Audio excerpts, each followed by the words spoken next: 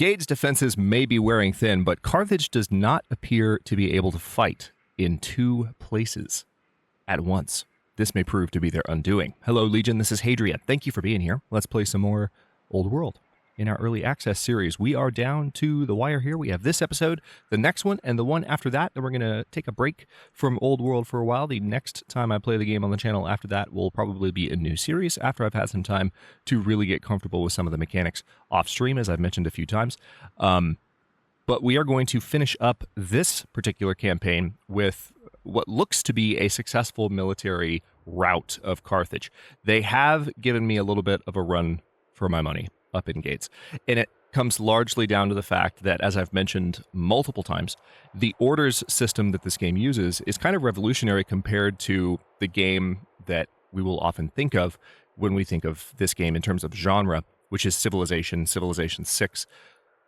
Because with the order system, you can move units as much as you want, as long as you have the orders to do it. And so you don't necessarily have the ability to think in terms of, I've got an archer that I want to protect that might be about to die. Let me move them back a few tiles so that there's no possible way that the enemy army can reach them in the next turn, and that will be a good defensive move. Or whatever else you might consider doing in that same kind of line of thinking. You can't do that anymore. As long as the AI or opponent, human opponent, wants badly enough to go after that unit, they can expend the orders to do it as long as the pursuing units are close enough, which these are, to attack. So it's been a challenge, but it's fun. And so it's definitely an adjustment and a learning process. We have taken Hippo Regius, though, and we will soon be taking another city, which belongs to... these buildings belong to it, but I don't quite know what the city's name is. I feel like it's probably right there on that tile or there. So we'll see it soon enough. We can't see it quite yet. We are at the end of a turn, so we, of course, have a recent truce with the Scythians. Sempronia Claudia the soldier has become exiled because Hatsuna got a little bit jealous. Yes, 3 different notifications about the truce. We have finished a mine and a lumber mill. Good. Greece has begun construction of the Colossus. An archer has been killed, sad day, and that same archer, of course, was attacked. It wasn't just killed by divine intervention. Okay, so they are going straight for Gades. Are they going for the worker in Gades? That's an interesting choice. All right, so it now seems that the units that they've sent down to the south are attacking my swordsmen. They are going straight for Gades rather than attacking my remaining units, which I suppose is smart. Looks like they managed to take out my swordsmen. And we have barbarians coming in. So this is actually looking a little bit tough. I like a good intense end to a series. Give Hippo Regius to one of your families. Oh yeah, that's right, because the unrest is over now, so we need to think in terms of who needs a city the most. Let's go ahead and give it to the Claudius family. Okay, Duchess Sulpicia Fabia is in need of an upgrade, so we can upgrade her courage or charisma. She already has these stats. Does she, though? See, this is one thing I don't follow yet. Like, this language, +1 courage, 0 to 1, +1 charisma, 0 to 1, but then it doesn't say that here. So, I could become warlike, and in this case, it would be +1 to my charisma and +1 to my courage. Are these different types of promotions? Where these are to stats and this is to, like, traits? Hang on. See, now I'm down the rabbit hole. And I want to just stare at this until it makes sense. All right, so Sulpicia Fabia. She has discipline of 4, which I don't see anything about any of the... none of the 3 keywords that we were just looking at are showing up. There's nothing about warlike, charisma, or courage. So this does say trait. So we can give her the warlike trait. And apparently she also doesn't have any charisma or courage, so these are just stats. So for leaders in government... So yeah, it's a stat versus a trait. That's my read on this. It's just not very clear in the current version of the game. Maybe it's just a newbie thing, which it's certainly in part a newbie thing. But I think as good as the interface in this game is, there's always been something about these promotion dialogues that's a little bit unclear. So I think what I'd like to do is go ahead and let's give her charisma. Okay. Now let's see about a bit of a counterattack.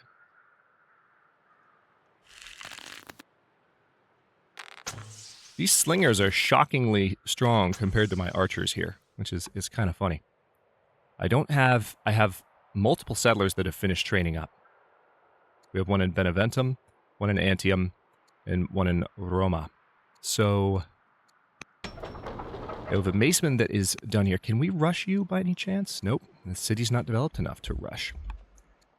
But Beneventum is, right? So what if we rushed... Ooh, we can train more elephants. That's tempting.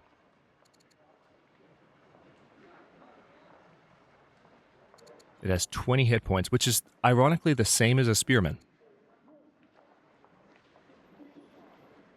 I don't know how I feel about that. That's weird. But I'm going to go for a spearman, and then let's see what we can do to rush it. Yeah, we can use 290 civics and create some unrest. I don't care. We're going to rush it. It's going to be available next turn. Because we need something to help with the defensive gates. And then now we need to choose something in Antium. I think I'm going to go for a spearman here as well. Can I rush it here too? Yeah, let's go ahead. It's going to create some unrest, but I need to do something to attack them on two fronts. Because, I mean, they aren't able very effectively to fight on two fronts, or who knows, maybe they are. Maybe I'm wrong about that. But they're doing more damage with just slingers up engaged than you would think. And I'm able to do less defensively with two archers than I would think. So we need more melee units to help defend up there. All right, so this is our brand new city. And we could train a horseman down here, interestingly enough. But we can't rush it yet. It would take 21 years to train the horseman, which seems a little bit ridiculous. Tell you what, let me have you just repair until it's done. So that was a shift click. That was something that I learned earlier in the series. All right, and then this unit here needs to come down. Let's see, I have a number of settlers, so what really needs to happen is this guy. Do I not already have a settler in motion too? No, I just have some units in motion. All right. I really thought I did, though. Hang on, let me triple check. No, okay. Let's move you here. I had some military units that were sneaking in to rejoin the fight up here, so that'll definitely help, especially considering the fact that I can move them all the way in this turn and attack.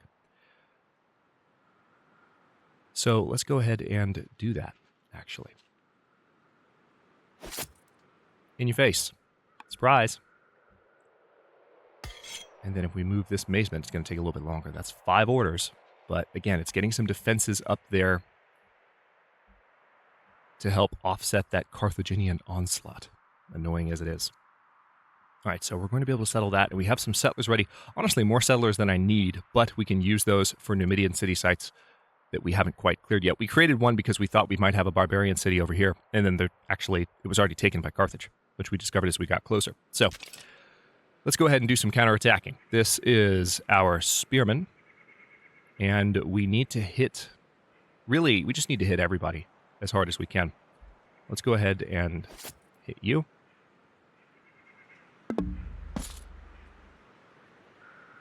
And I suppose what I'll do is place you here and have you take a chunk out of them. Another spearman.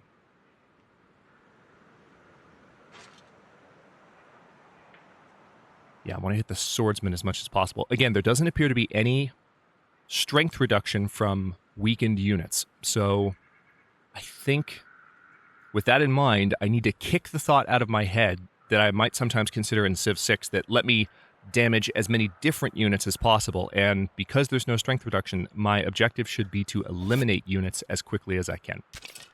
They just need to die, basically.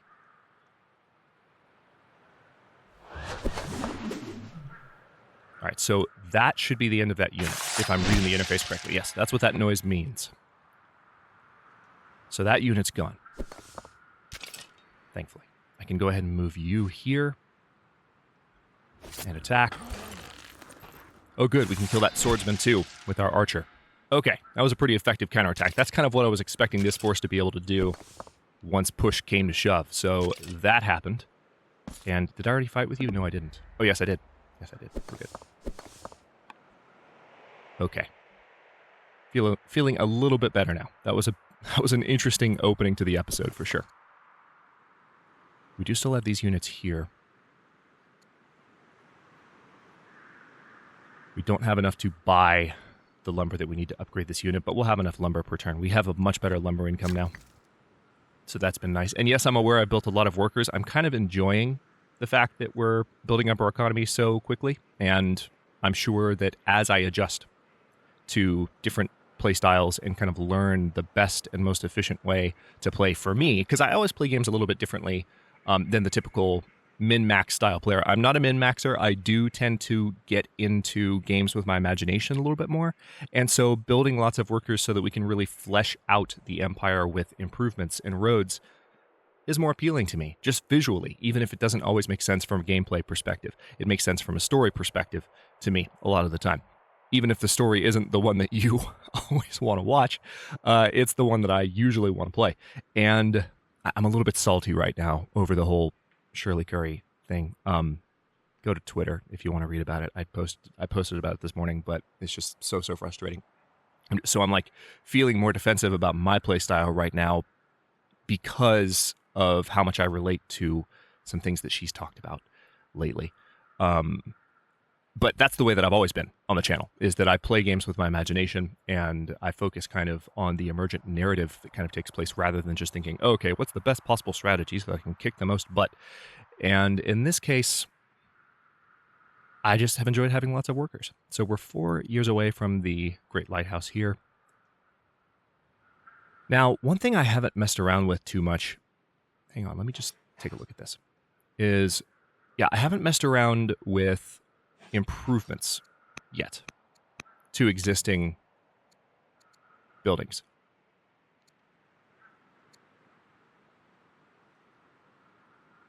Okay, so I have to hold control.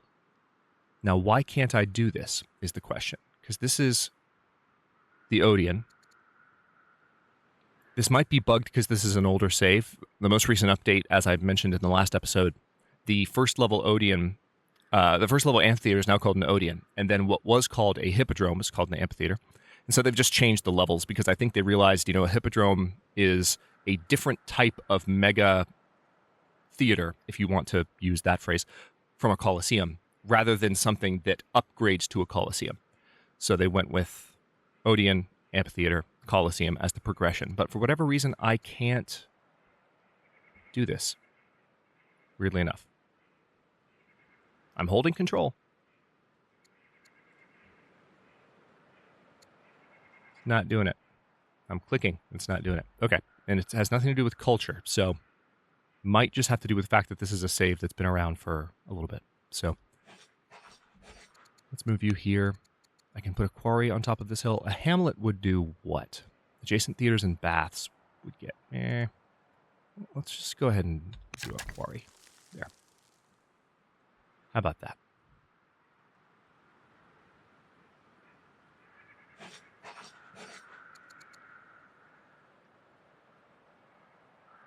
We still are down one courthouse, too. And I've already built at least one courthouse in Roma, right? That's a courthouse. Yeah. Can I upgrade that? Is there anything there that can be improved? That's my last order, by the way. I've done everything I would want to do militarily against these guys. So that's okay. Let's go ahead and end the year. Let's see what Carthage does in response to the moves we just made. Those barbarians are making me a little bit nervous. Whoa! Very clever. See, this is the order system at work. They just moved around my line that I made so that they could attack my slinger. And now they're going to possibly kill him. Yeah, they're going to kill my slinger. You bastards. I don't know how I feel about that. I like the order system, but that's so interesting that they're just able to expend orders and just go around you. I think it's probably just an adjustment thing for me. But it's definitely very different from what we've seen in the past. Okay, Free Horseman has been discovered, so we got that. Ooh, now the question is... Seems like we do need some good defenses, so Siegecraft is being recommended, and I kind of just want it right now, so we can go with that. All right, let's... I'm going to use my Spearman here to finish off this unit.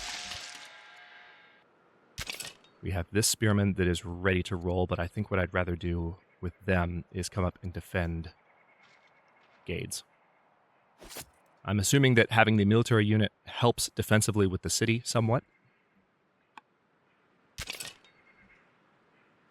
Awesome. Okay, so...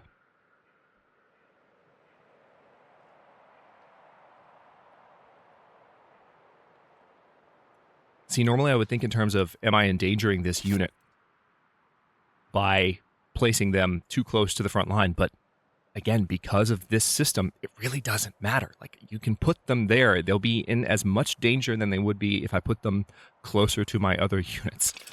It's a little bit harder to judge how much stuff like that matters. Did I already shoot with you? No, I didn't. Okay. In that case, I do want to go ahead and fire on these guys. Because again, the priority is to kill as many units as I can, given that there's no reduction to their strength. Yeah, my slinger was killed. You bastard. That is so annoying. Who should I kill first? That's the question. Your health is lowest.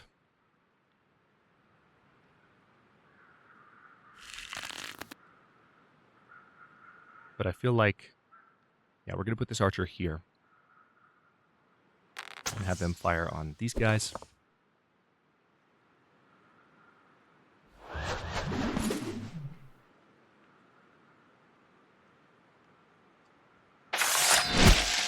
Okay, so now they're dead. Thank God. This chariot needs a lesson in pain.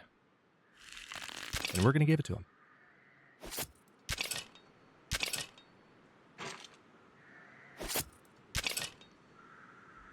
All right. We've also adopted a nice defensive position now. Again, not that I think it matters too much in the current version of the game, but I wonder if it matters that we're facing away from them in any way. I can attack again, right? Oh no, that's not a chariot. That's a spearman. I don't think I have a chariot at the moment. Chariot, remember, is the unit that does have the ability to...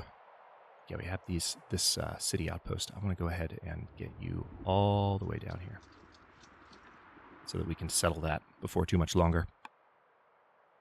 I could use some, yeah, we could go ahead and just do this. Let's found a Julius city right now. You're now known as the Magnificent. Yay! King Appius the Magnificent of Rome, age 64. He's not even severely ill yet, so he might be around for a while yet. Choose city governor for Hippo Regius. Pompeia Claudia the Foolish. Aulus Claudius the Builder. Gaius Claudius, governor of Hippo Regius. 100 experience for new ranged units. Yes, please. That seems like a good idea. That seems like a sensible decision. And then we have, again, these settlers that we won't necessarily have anything to do with for a while. So I kind of just want to skip your turn for the moment. We do have a city site up here. That's one that we can definitely settle before too much longer. But we still have 5 orders. Roads are mostly good. We need to connect... Oh, yeah, that's right. Neapolis still isn't connected. Forgot about you. Let's go ahead and work on that, shall we? Get a road added. Have you built that? Yeah, there's a gems mine already, so why don't we go ahead and move you here. You can add a road, and the next turn it'll be done. As a matter of fact... Yeah, we're out of orders. I could buy one, though. I could totally buy one. Perfect. Glorious. I could buy more, technically, with the training that I have. That's one of the things that I want to just kind of experiment with while I'm not recording. It's like, well, what if I just use a bunch of training to buy orders. Like, what does that do? What does that cost me? You know, it's a lot easier for me to think about those things when not commentating and explaining my strategizing at the same time.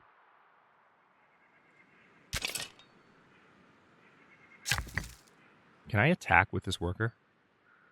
That'd be hilarious. I can't. No, I can't. Makes me sad. All right, choose production in Roma. We haven't built a treasury yet. Let's go ahead and do that. And Mediolanum, our brand new city of Mediolanum, otherwise known as Milan, if you want to call it that.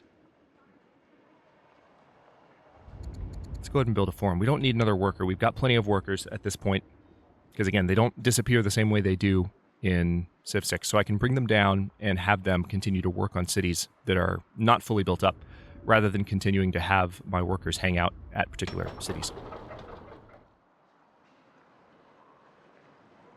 Okay, now Antium needs... I kind of want to train a war elephant just for fun. It'll take 9 years in Antium. And we have lost a few slingers. Let's go ahead and build a forum, though. Oh, this is Beneventum, not Antium. Still with this thing, like, this is the city we're looking at. This has been throwing me for the entire series. This is the city that we're looking at. This is the one that's next. So we're looking at Antium. But if there was another city that was next in the queue, I would read that name instead. So this is Antium. And I do want to have the forum here as well. All right, let's end the year. Let's see how much more Carthage can throw at me. It feels like not a lot. I feel like I've worn their military down. Just kidding, they have another chariot. Oh no, it's a war elephant. There goes that spearman. This is interesting. Because remember, we're not playing on a particularly high difficulty. A delegation from Babylonia is sent to help us settle a minor dispute that is brewing between your two nations. At dinner, one of their party speculates on who could beat the gods of war, leading to a spirited debate. They put forward Queen Consort Damictum as the best candidate. Some other visiting dignitaries suggest General Jedefra, the hero. Who do you choose? Damictum or Jedefra?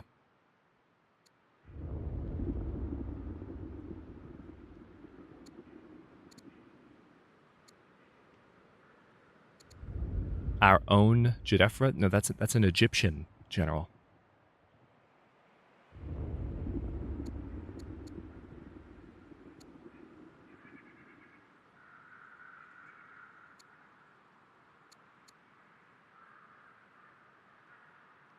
King Sabium the Capable of Babylonia is endeared to King Appius Fabius.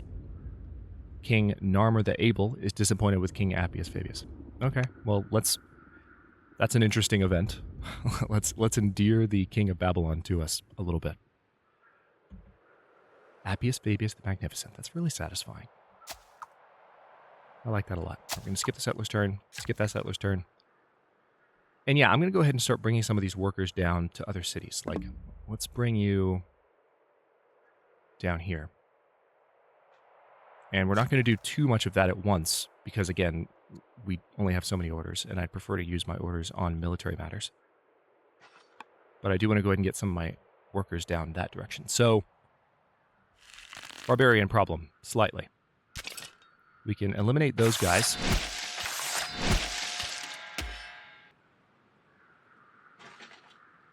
Let's focus on the guys closest to the city.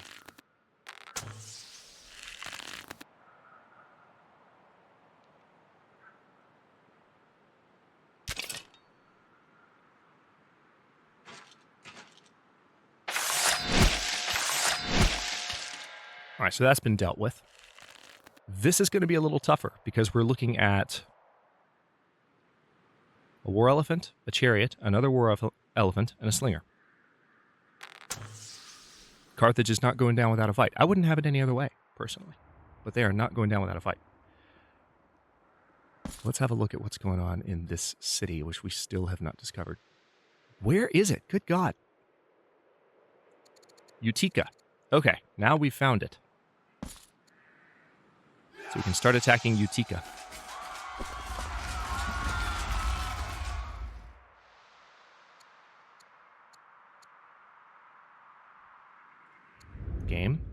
You gonna let me attack? There we go.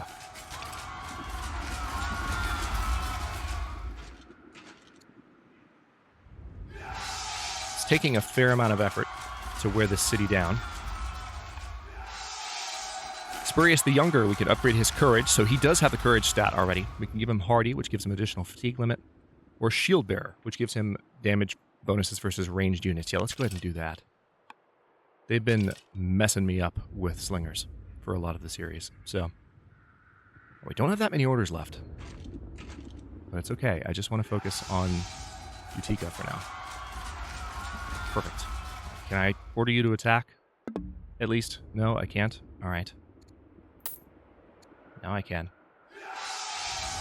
Better. Alright, so we'll hopefully have that city, and then it'll just be Carthage that's left at the beginning of the next episode. Let's go ahead and choose a few more production matters. Gades needs some repair, but you know what else Gades needs? Well, we don't have enough culture to rush units here. So yeah, I think I will just hold shift to repeat that until it's done. And that will be the end of this year. Yeah, we lost a spearman. Gades has been attacked. Crazy times. Okay, I'm going to stop this episode here. In the next one, we are going to deal with these guys and possibly move on Carthage. I think this is on track to conclude right around the time we finish with our 20 episodes. So we'll have a nice Roman conquest of the Carthaginians. And then we can move on to some additional series in the historical strategy vein, which I'm excited about, and continue to play Old World in such a way that next time I play it, I know a little bit more about what I'm doing. Also, I want to read up on the most recent update notes, which came out, I think, on March 19th and flew completely under my radar, so we'll have to check that out as well. Thanks for watching. If you enjoyed this one, don't forget to like the video and subscribe to follow along. New episodes are coming out every day at 10 a.m. U.S. Eastern Time. Comments are always welcome. Let me know what you think, and I'll see you next time.